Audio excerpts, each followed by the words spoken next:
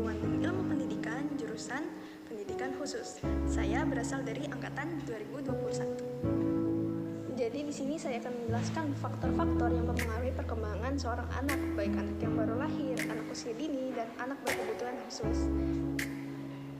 Dari Jean Piaget dalam teori perkembangan kognitifnya itu membagi jadi 4 bagian. Yang pertama kematangan biologis, aktivitas fisik, pengalaman-pengalaman sosial, dan penyeimbangan atau ekuilibrasi. Yang pertama adalah kematangan biologis. Kematangan biologis adalah salah satu hal terpenting dalam proses perkembangan kognitif, yang mana kematangan biologis ini membantu seseorang dalam memahami dan melihat dunia di sekitarnya.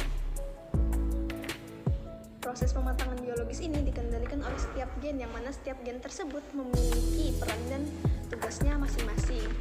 Hal yang dapat dilakukan untuk membantu proses pematangan biologis ini adalah dengan cara memberikan nutrisi yang cukup bagi anak, sehingga anak dapat tumbuh sehat. Faktor yang selanjutnya adalah aktivitas fisik.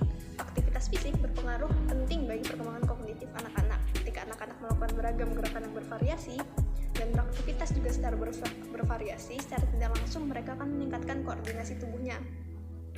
Saat itu pula mereka belajar dan memahami serta menemukan prinsip-prinsip keseimbangan. Dengan demikian, hal ini akan membuat proses-proses berpikir mereka juga ikut berjalan.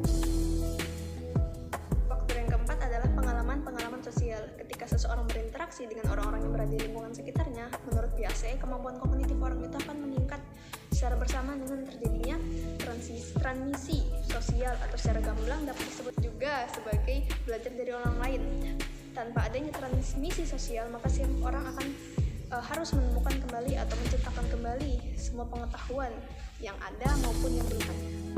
Kemudian yang terakhir adalah faktor keempat, yaitu penyeimbangan atau ekuilibrasi. Penyeimbangan terjadi ketika seseorang secara terus-menerus harus memproses informasi yang baru yang didapatnya, kemudian memeriksa informasi tersebut dengan pengetahuan yang sudah dimilikinya sebelumnya. Ketika suatu informasi berbeda dengan informasi lama, maka orang tersebut harus menyeimbangkannya untuk menentukan manakah informasi yang tepat dan manakah informasi yang sebaiknya diterima atau tidak. Dan dengan demikian, struktur pengetahuan kognitif seseorang terus-menerus dapat diubah dan disesuaikan dengan informasi yang baru diperolehnya.